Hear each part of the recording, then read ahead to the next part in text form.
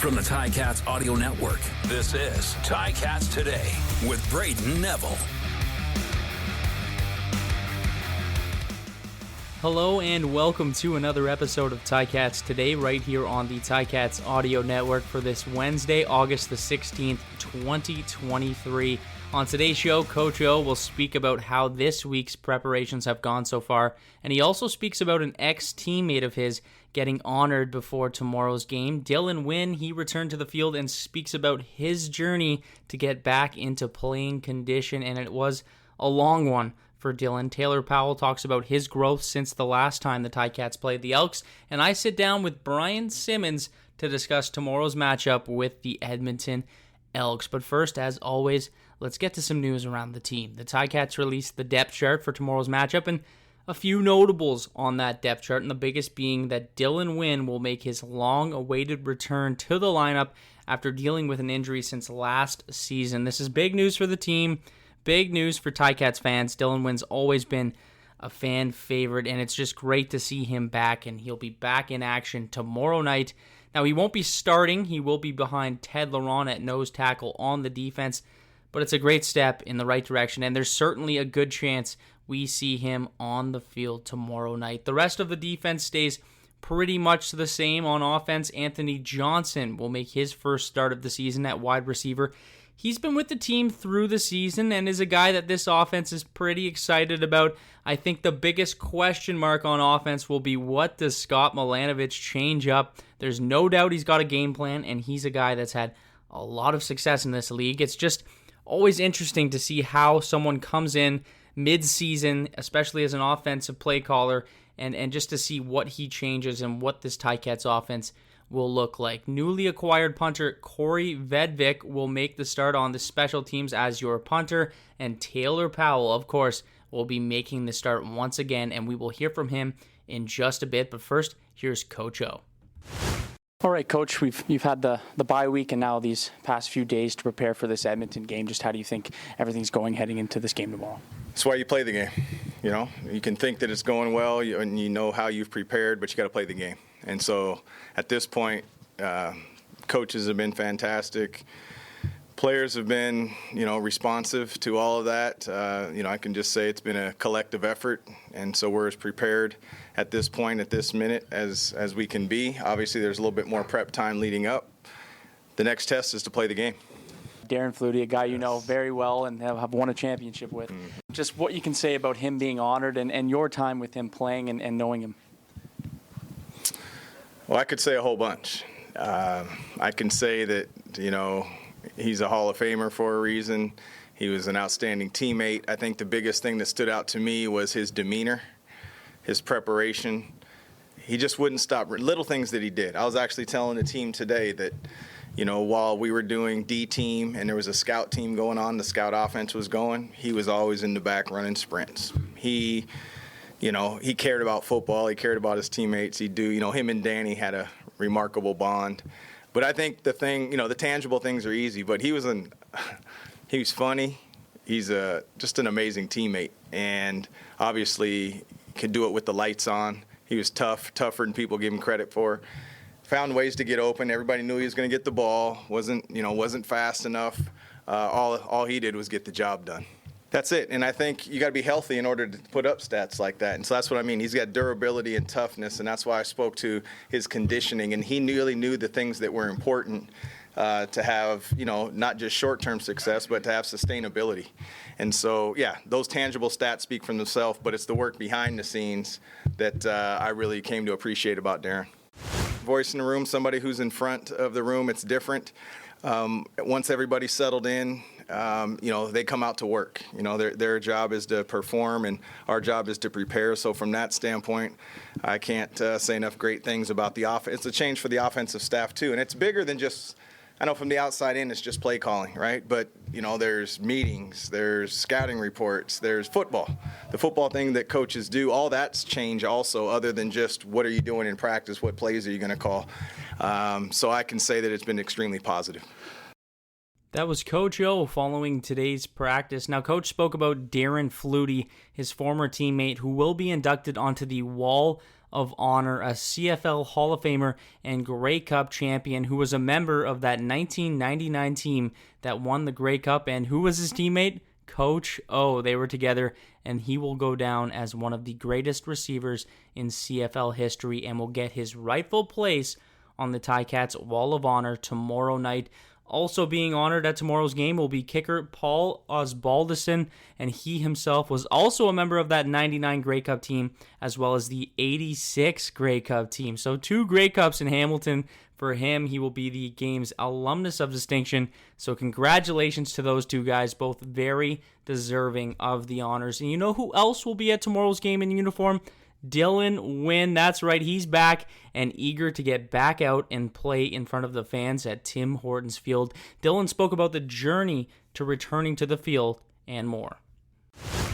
Dylan, it's been a long recovery to get to this point. How does it feel to be back here in this lineup? I'm excited to be able to help the team get this win as any way we can. Home games are important to us. We're going against a good team with an explosive quarterback, and I'm just trying to, do my 1/12 and whatever I can do to help. What was that process like for you just to get back to gameplay? I had a great group of people around me to help me through the med staff we have here, the med staff I have back at home. Really just a whole team effort to get to where I am, and I'm grateful for everybody. But it's been long, but I'm excited to be able to get after it.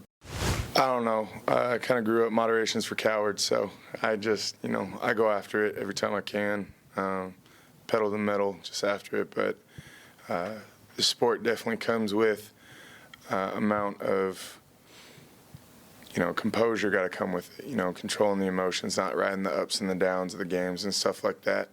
I don't see myself having a problem with it, and if I do, I got wonderful support staff, between my teammates, my coaches, and everybody. But that being said, I'm just trying to do what I can to help. And if anything I'm doing is distracting from the win, then we don't need it. So if that high energy leaks into that, and it's not between the whistles, and it's not during the game and during play, you're not going to see that from me. I'm pretty detailed on exactly what I need to do. It has its own difficulties, but it's not like football was ripped away from me and I had no touch in it, The physical part of the game is a small percentage, if we're being honest. And I really didn't miss that much of the physical bit because the full rehab. That being said, I'm one part of one side of a 3-headed monster on this team, and it's, I hope I can bring some kind of up and some kind of energy flow and anything I can do to help the team win. But it's my 1/12. It's my 1/12 of the 1/3. So when you put it into perspective, I hope the energy can be infectious and stuff. But I don't think, if you got to get extra hype for a game, then I think you're in the wrong profession. And I don't know if too many people make it this far without, their own motivations and stuff. What's it going to mean to play in front of this Hamilton Ticats fan base and play at home here again for the first time in a long time? Oh, it'll be fun, man. The fans know I love them. The fans love me. For me, it'll be nice to, instead of just be pure X's and O's, being able to put my hands on somebody, and that makes it a little bit more fun for me, at least. That was Dylan Wynn. Very excited to see him back on the field. He always brings that intensity, and that's something the Ticats can really use right now. Taylor Powell was the final guy to speak today, and if you can remember, his first snaps came against the Edmonton Elks, and who can forget his first throw of his CFL career, a big touchdown to Tim White in Edmonton. Powell spoke about his growth since that game and more. Taylor, the last time you got in against Edmonton, it was your first bit of action here. You threw that touchdown on the first play. How do you feel you've grown over these weeks since the last time you were playing against the Elks? I feel like I've grown tremendously, just like I say all the time, I literally just try to get better, like one day at a time, and try to improve on something every day. Like we have a weigh what are you working on today? And just like stacking those, and then, stack that success, learn from stuff that game, and then, I try to learn from each game and each drive and just get better. And especially with Coach Scott now, it's been awesome. So. Yeah, just how has it been working with Scott over this last week? Amazing. I feel very, very prepared with him. I feel dialed into the game plan. Super excited. He's been amazing. I think it helps a good amount, right? Anytime you get to do something twice or see it at the same time, see the same defense twice, is always helpful. Knowing their personnel, how they play. So I would say, yeah. Trey Ford's the other QB. He came in, had a pretty decent game last week. Just what can you say about the other QB starting for the other squad? I know that he's a Canadian guy. I know some guys have played with him on my team. I think he's a super talented player. I would love to get to know him and talk to him. And, I'm always a fan of other quarterbacks in the league, and I'm sure he's a great guy. I'm good friends with Jarrett on the other sideline. So, I look forward to getting to know him. And then just being back here at Tim Hortons Field for the game tomorrow, just playing in front of these fans, what's that going to be like? It's going to be fun, man. We're ready to get this thing rolling on offense and try to get a win. So. That was Taylor Powell. It's time now, though, I throw to my guest to talk about tomorrow's big game against the Elks, Brian Simmons. Brian, it's been a while, man. We haven't had the chance to talk in a bit. We had that bye week in between, so we haven't spoken in a little while. How have you been doing, man? Oh, Brayden, I've been well, man. Actually, it was a bye week for me as well, so it was nice to, get around and watch some of the other teams around the league play and stuff like that. So it was nice to have the time. Nice, man. Nice. Now, the Ticats had a solid game the last time these two teams played, the Elks and Ticats, winning 37-29. And we can all remember that was Taylor Powell sort of coming out to the league where he threw a touchdown on his first pass of the game. Now, they come into this game playing an Elks team that's a little bit different, coming off probably their best game of the season last week against the Blue Bombers. And with a different quarterback, Trey Ford, the Niagara native, will be in the game for them. Now, what do you think they need to do in this game just to basically do the same thing they did last time and get a win? Well, honestly, Brian, I'm not sure how many times he started this year, but I know this isn't his first start of the season. So, you got a guy with some experience. Last year was his first season. Very mobile guy. I think he moves a lot better than what people give him credit for. And honestly, I think he gives that offense just the best chance to win. Because when you have a team that's struggling, you want someone that can be considered like an X factor. You want somebody that, okay, this is our wild card that can, if we get in some sticky situations, he might be able to make that happen for us. And I think he provides that to them. So honestly, defensively, I guess they can kind of have like the same kind of game plan they had against Crum in the sense where, you just want to keep him in the pocket. You don't want him to get rolling. Don't let him feel comfortable, moving with the ball. No, for sure. And he's a guy who, like you said, he's comfortable out of the pocket. He's a guy who's not afraid to run the ball, just like Dustin Crum. Now, in the last time these two teams played, Taylor Powell came into that game late in the game, and perhaps had his best quarter, I think, of his CFL career, his short CFL career. What do you want to see from the QB here in this game to get some more touchdowns for this Ticats offense? Well, honestly, he just got to be poised. And I know if I were him coming to this game, I would have great feelings. I was like, I went and played well against this team on the road. That's not easy to do. So he should have a little boost of confidence. I'm assuming that there will be some different offensive, schemes and stuff that's coming out as well. So it'll definitely be a test for him on that way as well. It'll be a two-headed monster, but these guys are pros, and that's why they're here. Now, Scott Milanovich comes in here as the offensive play caller, taking over for Coach Tommy Condell. In your experience, learning a new offense, maybe not a new offense, but having a new offensive play caller, does that kind of change things a bit? Does it make things more difficult, or how does that work? Honestly, Brayden, it's like I can't even give you a set answer for that because it really depends on what their game plan is. They might come in and just tweak some things that they've previously been doing, or they might entirely do something entirely new and, kind of spoon feeding it to them slowly as week by week. To do something like that mid-season, it's a big job, man. It really is. It's like you reconstructing the entire offense. And I know Milanovich is, I always consider him a Trestman disciple. Yeah. Back in the Anthony Calvillo days and stuff. So it's definitely going to be an offense where I feel like the decision making is going to be quick and it's going to be, something that can help everyone in the offense, because I always say the best offensive line is a quarterback that can get rid of the ball quickly. There's no defensive end that can beat that.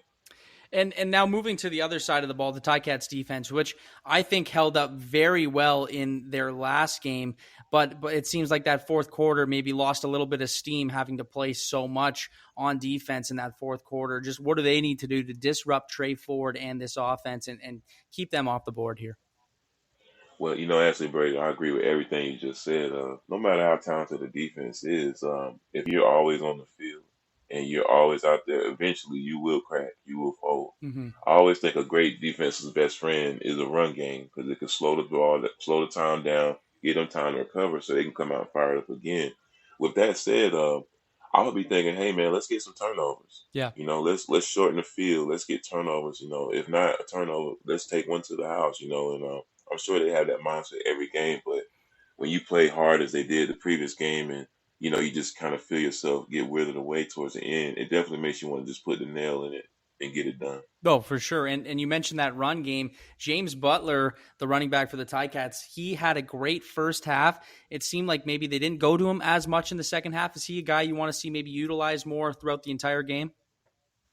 Oh, of course. I mean, like I said, Brayden, people probably get tired of me saying it. You got to run the ball, and when you have a guy like that that's that talented, you got to keep him in it. I truly believe had he had more touches in the second half, I'm not going to sit and say I guarantee they would have won that game, but I feel strongly saying the outcome could have been different. Yeah, and for sure.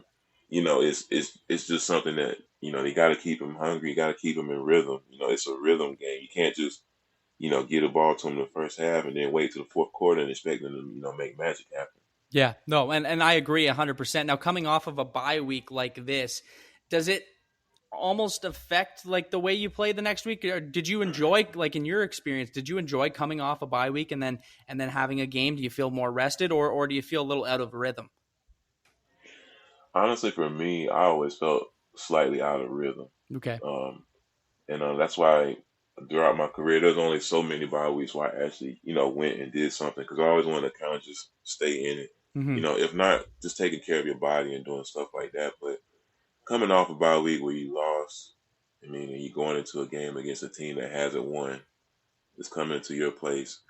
You got to be licking your chops for that. You have to, because you need a victory. It's a team you've beaten before, but at the same time, when you playing a team that has not won, they're going to be fighting, clawing, scratching, to the end. Like there's no such thing sometimes as the power or the might a team that has not won, can come to the game with. So I just hope the players don't underestimate that, and they understand that these guys are going to be wanting to win as well too. Now, they are a hungry team. I think I saw that last week in that game where they played at Winnipeg, and at one point I thought they were going to beat Winnipeg.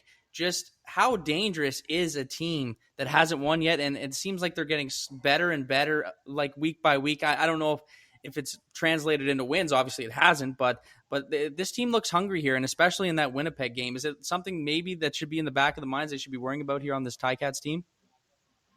Oh yeah, it's definitely something they should be concerned about. I've always believed that whenever a team is struggling, and if you feel like you're better than them, you need to remind them why they're struggling. Just keep putting them down. But at the same time, you have to understand they have not, had a taste of victory this season. So those guys are going to be out there giving it everything they got. Like playing a team like that defensively, I would expect reverses, all kind of trick plays on special teams. The playoffs start when your season starts poorly. The playoffs start sooner for your club. So it's like they got to do everything they can to get a win. So it could be dicey when you're playing a team like this, Brayden.